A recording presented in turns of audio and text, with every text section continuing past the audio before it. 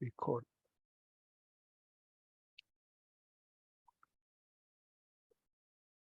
Okay, so do you see the table showing the different types of perception? Yes, Bhante. Okay, so far we've covered the perception of the unattractiveness or the unattractive nature of the body, the recollection of death. We combine the perception of danger with the perception of non-delight in the world. We did the perception of impermanence, and we had 2 sessions on the perception of non-self. Okay, so now the last one we'll be doing is called the perception of dispassion, or in Pali, this will be, whoops.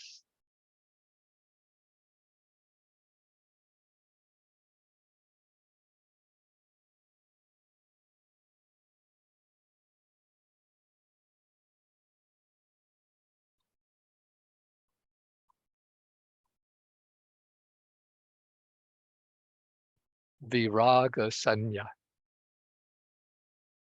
And this is a kind of what I call a reflective contemplation on the qualities of nibbāna.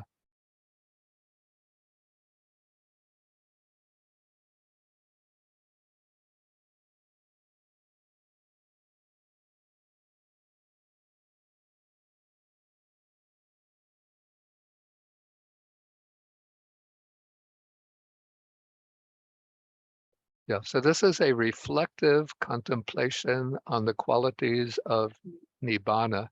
It's not the direct perception of nibbāna, even though it's called perception of dispassion, because the direct perception of nibbāna, occurs with the attainment of what's called the path consciousness and the fruition attainments. And this kind of reflective contemplation of nibbāna, yeah, I know that I'm not sharing the screen at this point. I'm going to go back to sharing the screen when we have some text. So this is a reflective contemplation of nibbāna. It's not the direct experiential perception of nibbāna, which is accessible only to the Aryan persons, to those who reach the stages of the noble ones when they are absorbed in their fruition attainments, when they reach their path experience and their fruition attainments. But this is a reflective contemplation on the qualities of nibbāna that even as ordinary practitioners we can engage in order to gain some inspiration and motivation to attain the final goal. And so let's see now how this perception of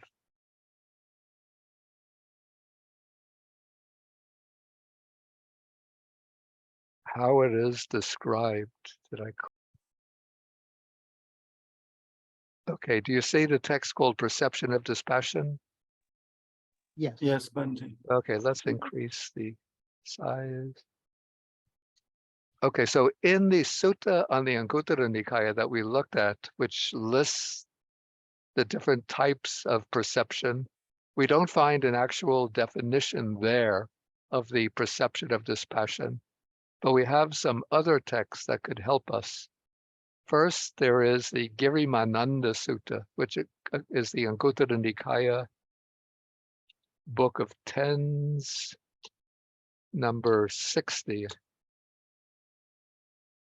So here we have 2 perceptions which are very similar. One is the perception of dispassion. The other is called the perception of cessation. So what is the perception of dispassion? So here the meditator goes into seclusion and then reflects thus. So the text uses the word translated as reflects, pachachikati, patichikati. This is peaceful, this is sublime or excellent. That is the stilling of all mental formulations or mental commotions, the relinquishing of all objects of attachment, the destruction of craving, dispassion, nibbāna. So that is the perception of dispassion. Then the next is the perception of cessation, which is exactly the same, except where this one has dispassion, the perception of cessation has cessation. And so to get a fuller perception of dispassion, what we can do is to combine the two.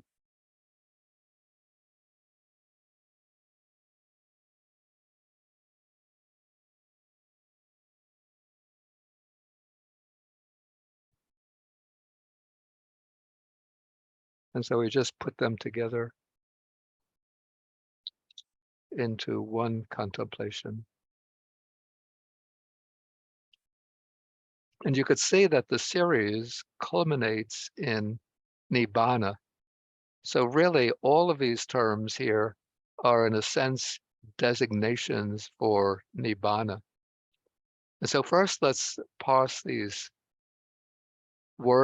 these terms. I don't want to do a full lecture on nibbāna, but just to prepare the grounds for this reflection. So we have the stilling, the quieting down, the silencing of all mental formulations, mental fabrications, mental commotion. In other words, the pacification of the mind. But this isn't samadhi or samatha, but this is the ultimate, the unconditioned quieting down or stopping of all mental commotions. Then it is the relinquishment, the giving up of all objects of attachment. The word is upadhi. And by objects of attachment is not meant only personal possessions like houses, cars, material possessions, but even the subtlest objects of attachment, the attachment to the five aggregates, or the five aggregates of objects of attachment, our own body, feelings, perceptions and ideas, volitions and personal projects, our own consciousness, relinquishing attachment to those things.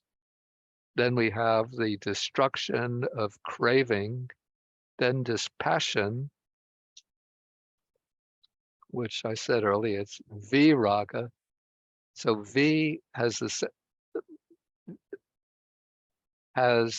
gives the nuance of ending, stopping, and it's the stopping of raga, lust, passion, attachment, craving, and so forth.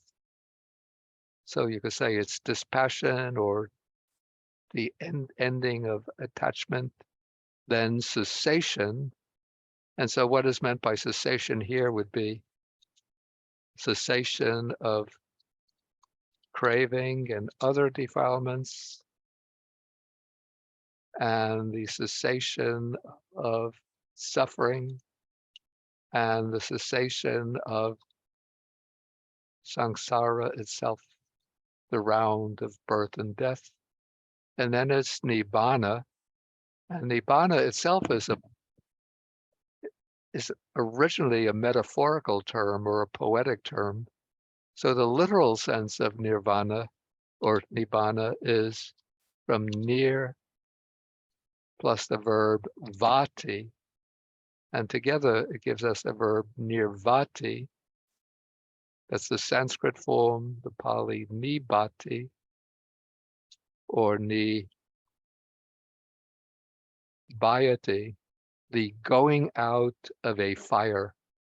This would be the fires of lust, hatred, and delusion, or the fire of craving. So nibbāna is the extinguishing of the fires, but is used in the Buddhist text that takes on a kind of independent meaning as being the sort of the ultimate unconditioned state. And so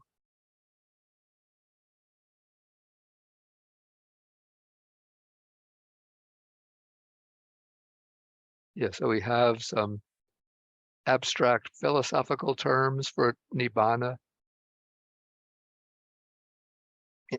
indicated in a text called the Udana. So nibbana is called that which is unborn, unbecome, unmade, unconditioned. So all of the conditioned phenomena of the world are so called because they are, well, let's say all of the phenomena of the world that we are acquainted with are said to be conditioned, in that they arise through the operation of conditions, causes and conditions coming together to give rise to these phenomena of the world. And nibbana is the unconditioned because it's ever existent. It's not produced through causes and conditions, but it's always present, always there.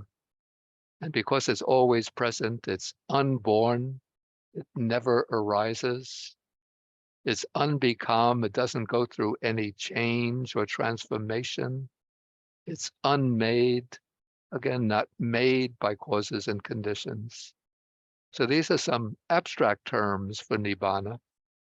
And again, amongst the abstract terms, another sutta in the Udana, 8.1, refers to nibbana as a state where there's no coming, no going, no standing still, no passing away and taking rebirth. It is not established, not moving without support. Rather abstract terms, but the Buddha concludes and says, this itself is the end of suffering. Okay, and then we have in a chapter of the Samyutta Nikaya some 40 synonyms for nibbana. Some of these are rather abstract, like we have the unconditioned, uninclined, truth. Others are more poetic.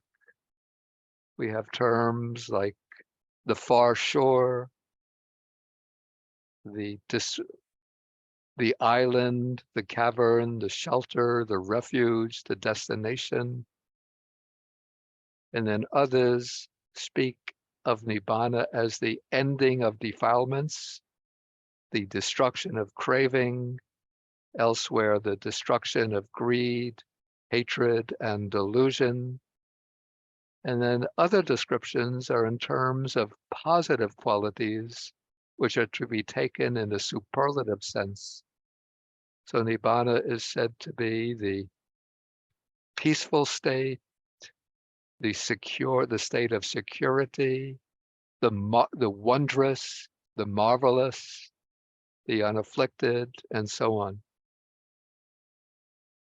Okay, so we're going to, I think what we will do, we will start practicing the perception of dispassion based on combining the two suttas of the Girimananda Sutta, and then move into some of the descriptions in the chapter on the unconditioned.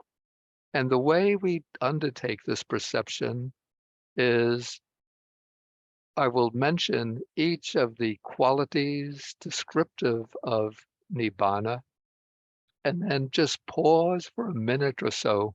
And what you do is sort of you let that term, that expression, sink into the mind and conjure up whatever connotations and feelings it brings up.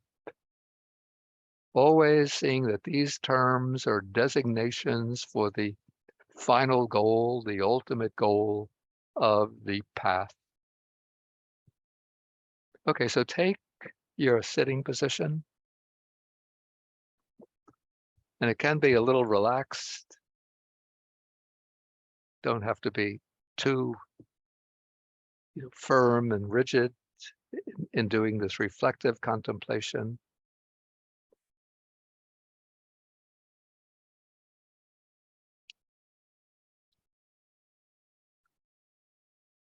Okay, first let the mind settle in with a few rounds of mindful breathing.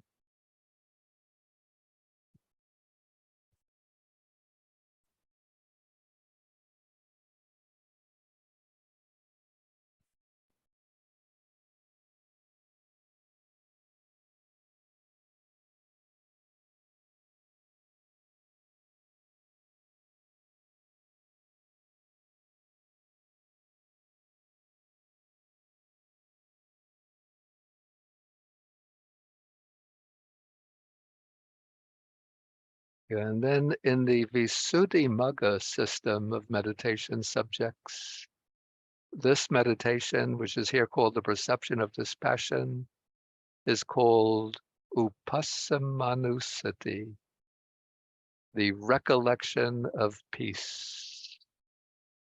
And so we begin, this is peaceful.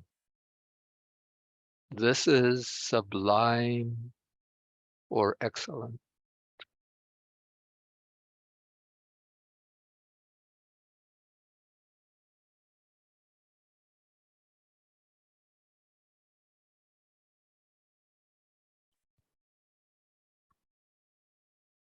That is the stilling, the quieting down, the stopping of all mental commotion, all the formulations, activities, disturbances of the mind.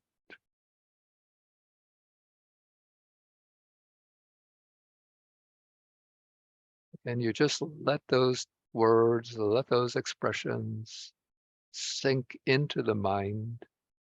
Don't think about them too much, but just let them sort of impart their own flavor, their own nuance, their own ambience to your mind.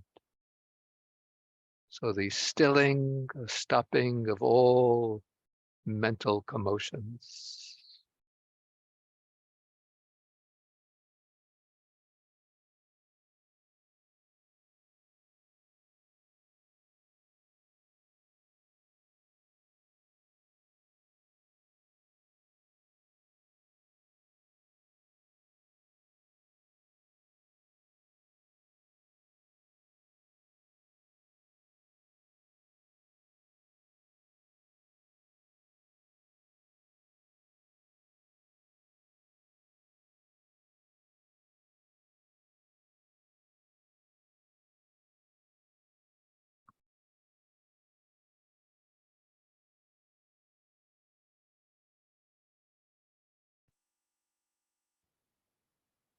This is peaceful.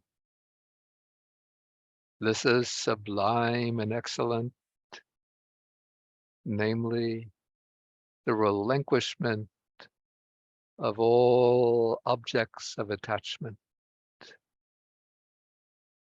giving up of all of the bases of attachment.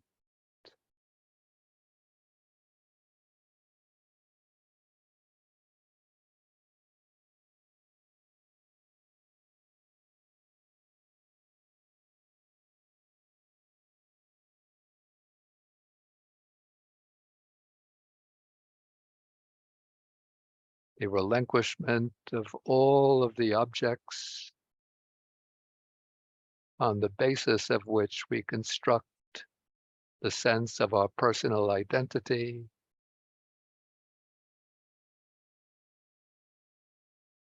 or the sense of our self-importance.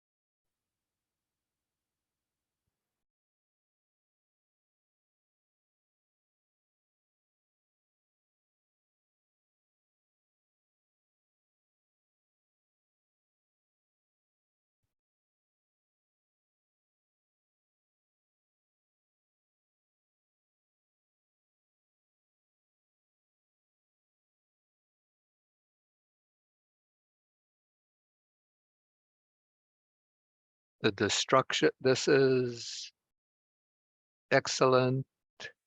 I'm sorry, this is peaceful. This is sublime or excellent. That is the destruction of craving, of that blind thirst for sensual pleasures, the blind thirst or craving that drives us on from life to life within the cycle of repeated existence. So that is peaceful, that is sublime. The destruction, the ending of craving.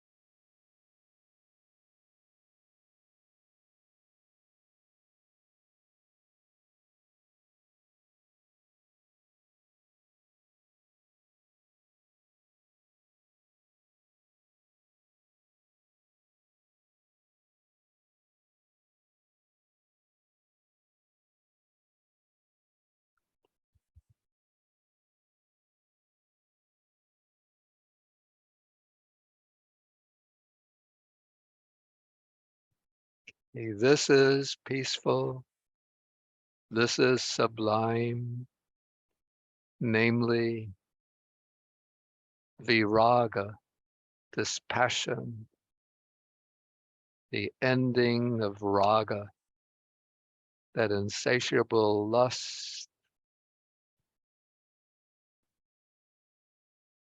that addictive desire for the enjoyment of forms, sounds, odors, tastes, touch sensations, mental objects.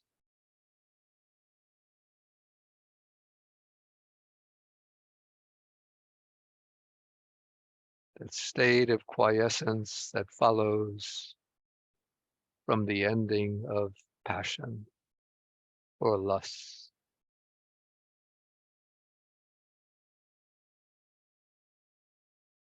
Viraga.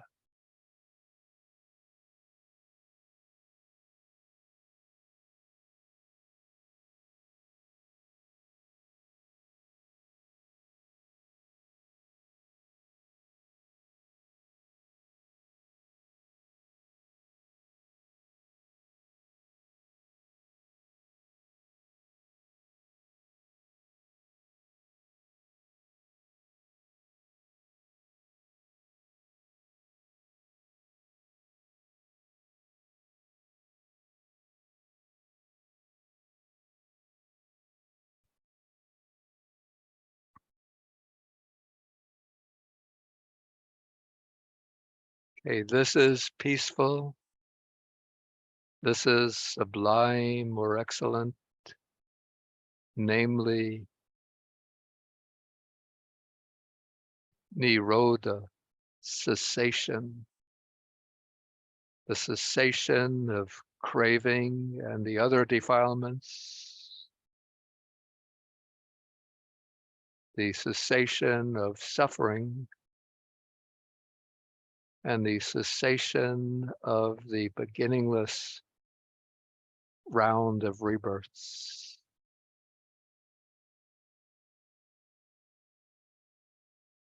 So that is peaceful, that is sublime, namely nirodha, cessation, bringing it all to an end, a peaceful and blissful end.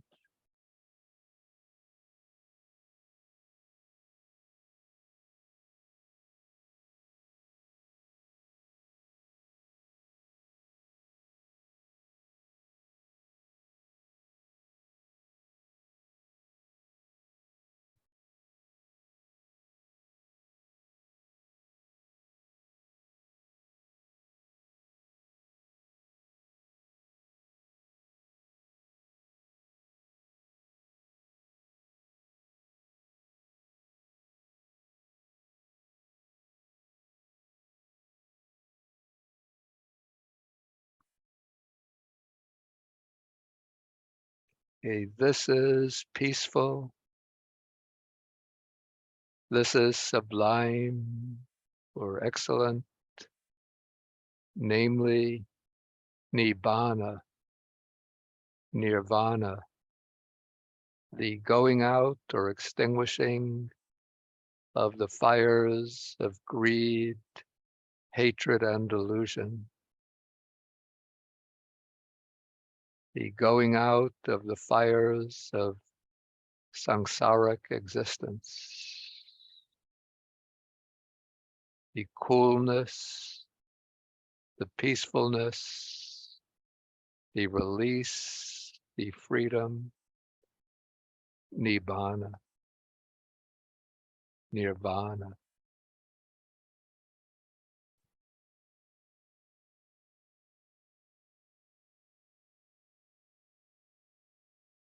Again, you just let the terms sink in and impart their flavor, their quality to the mind.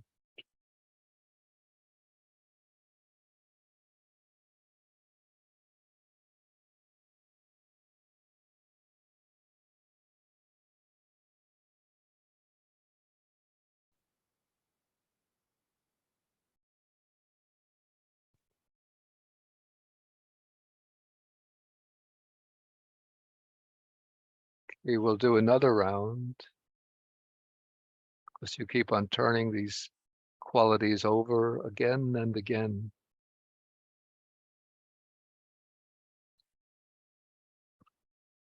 So we reflect thus. This is peaceful.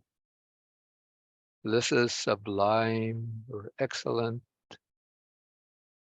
namely the stilling of all mental commotions.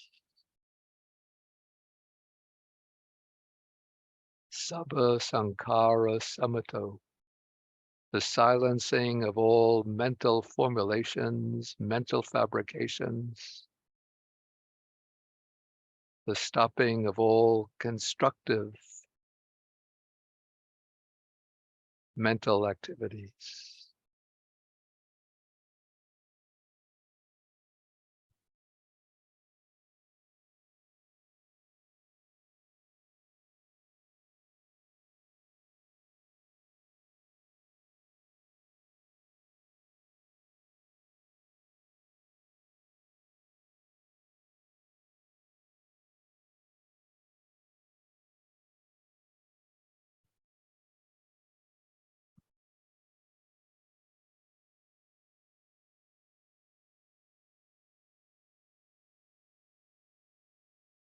This is peaceful.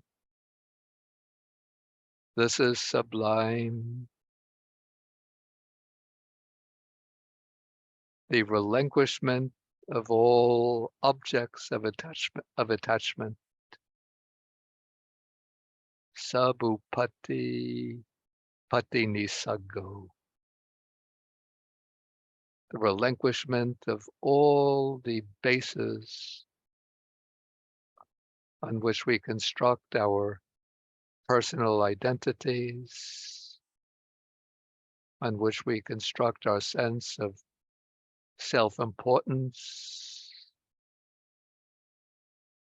on which we present some kind of false face to the world.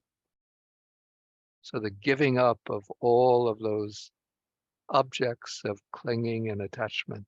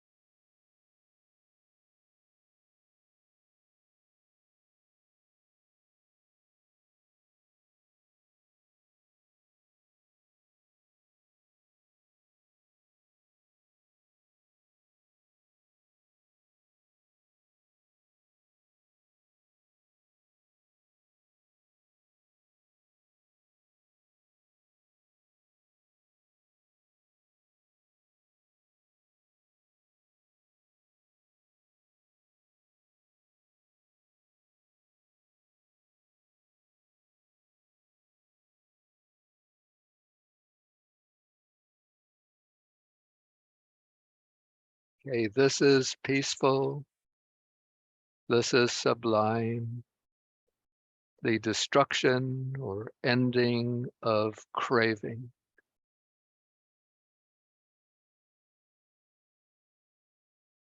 Tanha kayo.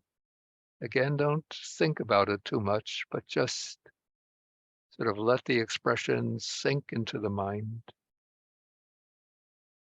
and bring up their own kind of connotations, give their own flavor to the mind.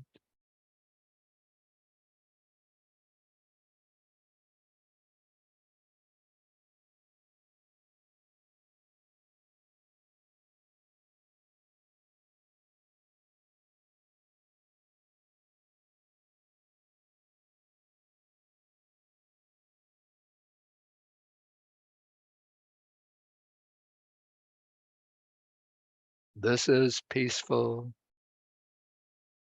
This is sublime, namely dispassion, the ending of lust, the ending of attachment, viraga.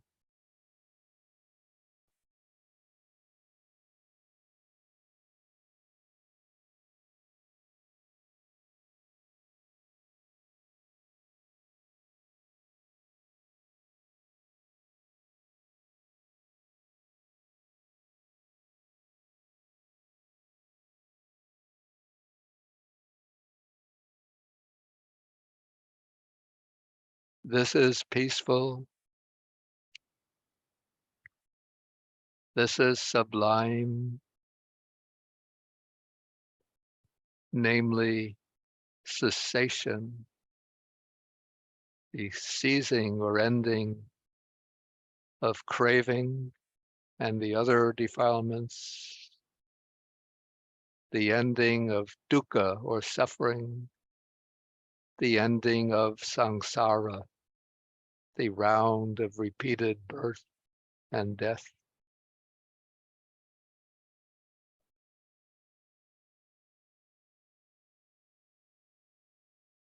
So nirodha, dukkha nirodha, or tanha nirodha, the cessation of craving, dukkha nirodha, the cessation of suffering.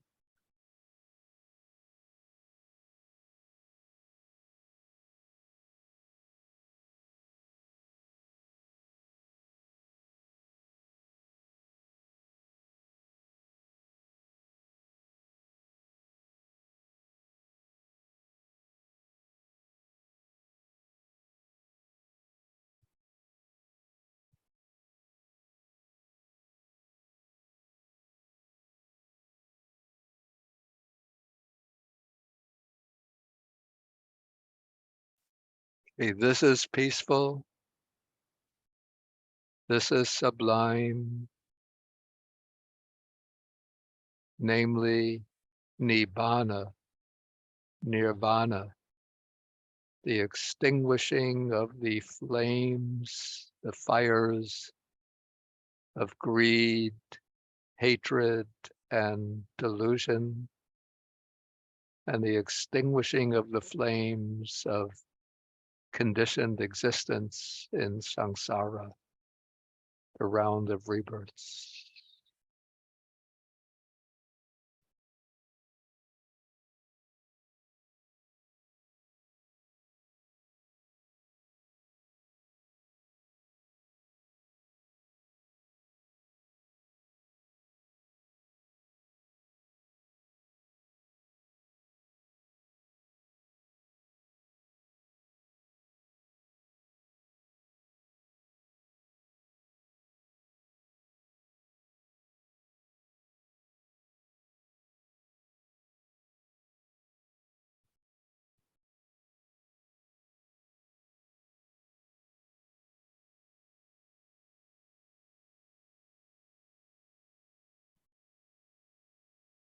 We will do another round.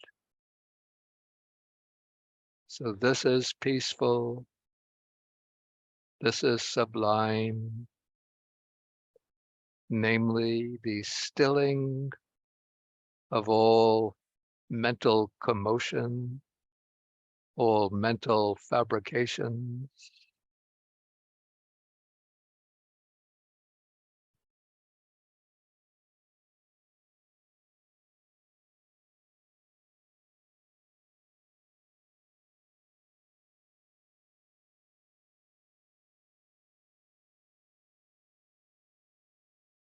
the relinquishment of all objects of attachment,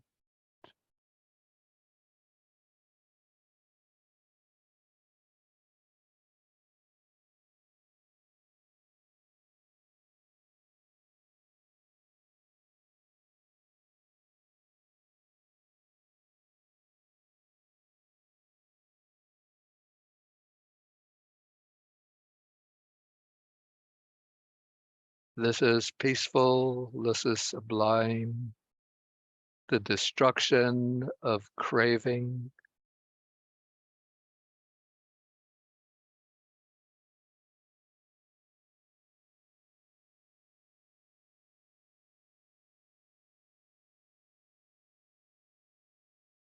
dispassion,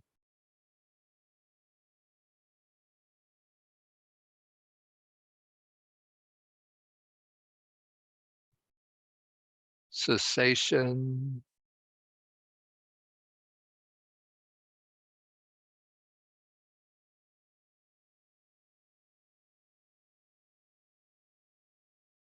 nibbāna, nirvana.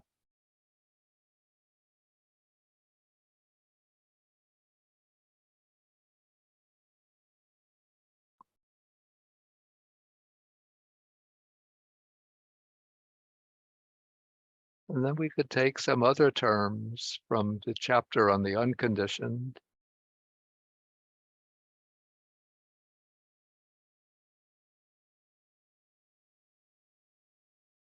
So this is the peaceful, the sublime, the deathless, the deathless,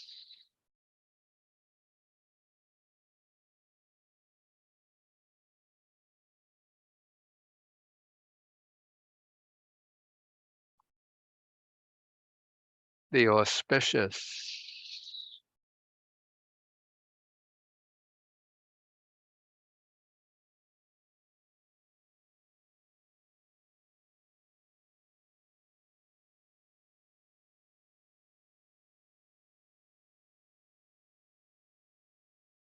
the wonderful and marvelous,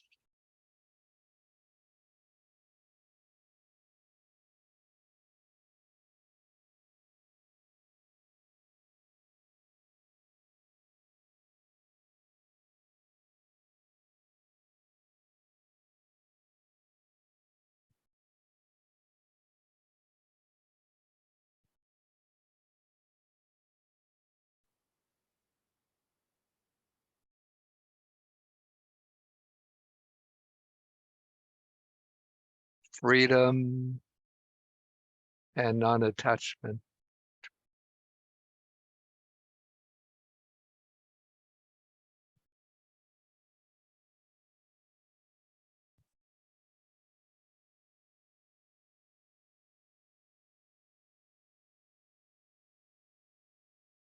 And then we take the poetic terms.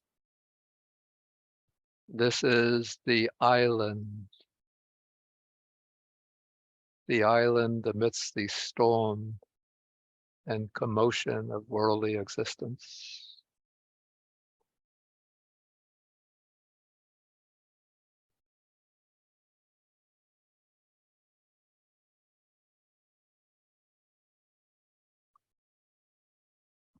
This is the cavern, the place of safety and security.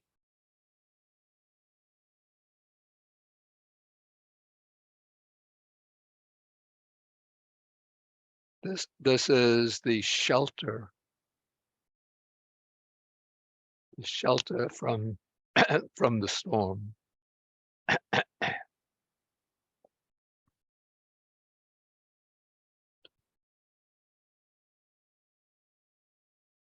This is the refuge, the ultimate refuge.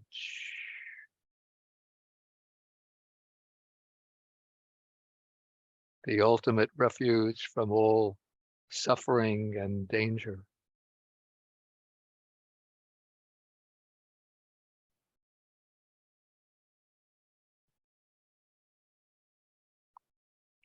This is the destination.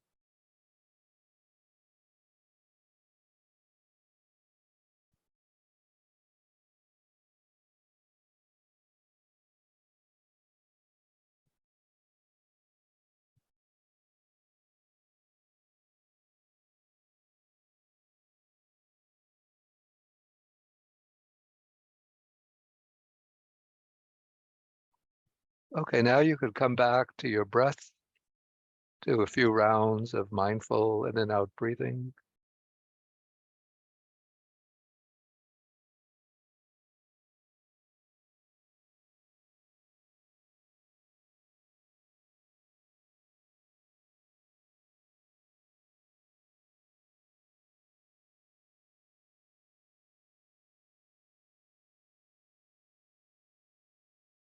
Okay, and then we'll end the meditation session. And I have a few minutes. We could take some questions. But again, please, no theoretical questions about nibbāna. But practical questions. Okay, so I see one is from V. Yes. Good morning, Bhante. Good morning. I have this question regarding viraga. What is the difference between viraga and vimukti? Are they the same, release? And how do we release? Well, is that a way? You could say that they're referring to the same thing, but actually there's an interesting difference here. And that is the prefix V, which is, I see your name. You're using that as in your name. V can have two functions. One is negating what follows. The other is strengthening or intensifying what follows. So in viraga, it's the negation. V is the ending. Vita, without raga, without lust, without passion. So it's dispassion. But in vimutti, mutti is freedom or release, and V is just sort of intensifying that freedom or release. So we use liberation. So they're referring to the same thing, but they're two very different two very different terms. One is the negation of lust or attachment. The other is the strong form of freedom or release. Okay, thank you. Can I ask one more question, Bhante? Or okay, if it's a short one. yes. During the Parinibbana Sutta, Buddha actually get out from the samsara at jhana number 4, then they exit from number 4. Yeah. Is that how we're supposed to do it? I mean, we go to 1, 2, 3, 4, and that you ignore all the arupa jhana up to the neither perception or feeling and perception. Actually, in the Mahaparinibbana Sutta, he goes first he goes through the 4 jhanas, then he goes into the 4 formless absorptions. Then he goes to the cessation of perception and feeling, sanya vedayita nirodha. And when he's in the cessation of perception and feeling, then if you remember, then Ananda says, now the Blessed One has expired, has passed away. But then Anuruddha, who has the ability to know the minds of others, tells Ananda, no, not yet. Now the Buddha is in the cessation of perception and feeling. Then the Buddha goes down from the cessation of perception and feeling down to the 1st jhana, and then from the 1st jhana up to the 4th jhana, and then he passes away out of the 4th jhana. Okay, and is that how the way it should be done, or Well, if you're a perfectly enlightened Buddha, you can do it in that way. Like, that's the ideal, but for few of us can do that. I think we have to take a few other questions. Because I see a Thanks few for hands. that. Okay, so Jin Lim. Thank you, Bante. Can I ask a very basic question about I like basic questions. Nirvana? Yeah. Well, the thing is, I get it, enlightenment, no rebirth, Yeah. endless suffering. But what is actually it means in terms of what happened to the Buddha after that? Like when he died, what happened to him? I just, what are we trying to achieve? Okay. There are there's said to be two elements of nibbāna. First, I actually would distinguish three elements of nibbāna. So one is nibbāna in its own nature, nibbāna itself, which is the unconditioned, that which is unborn, unchanging, the deathless. So that is the real ultimate nibbāna element.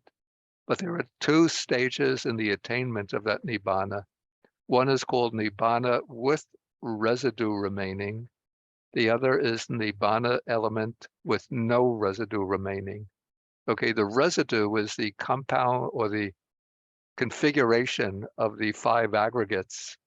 So when a Buddha or the Arhat attains nibbāna during life, he destroys all the defilements, greed, hatred, delusion, all the other defilements, and continues to live on, but to live into that state of perfect inner peace, constant bliss, unshakable equanimity of mind. What's called the supreme security from bondage.